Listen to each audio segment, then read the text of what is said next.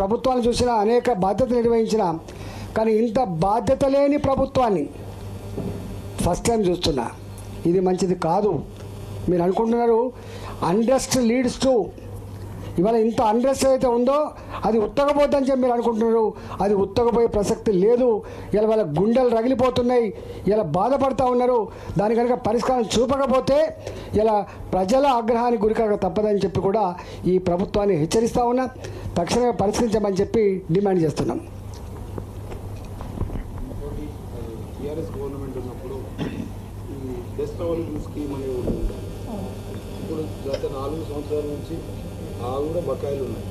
ఇప్పుడు ఆ విద్యార్థుల దళిత పిల్లలు వాళ్ళు ఆ తల్లిదండ్రులు యాజమాన్యాలు ఇబ్బంది పెడుతున్నారు. దానిపైన ఇవన్నీ అంతే. ఇప్పుడు బెస్ట్ అవైలబుల్ స్కూల్ సిస్టమ్ ఉంది, మీకు తెలుసు. అంత దళిత పిల్లలు ఉంటారు. ఇక్కడ సఫర్ అయ్యేటోళ్ళు ఎవరంటే సఫర్ అయ్యేది విద్యార్థి ఉన్నప్పటికి కూడా వాళ్ళను మేనేజ్ చేసేటువంటి యజమాని కూడా సఫర్ అవుతాడు. వాళ్ళని నమ్ముకొని బిజినెస్ చేసేవాడు, పప్పించినోడు, ఉప్పించినోడు కూడా సఫర్ అవుతాడు.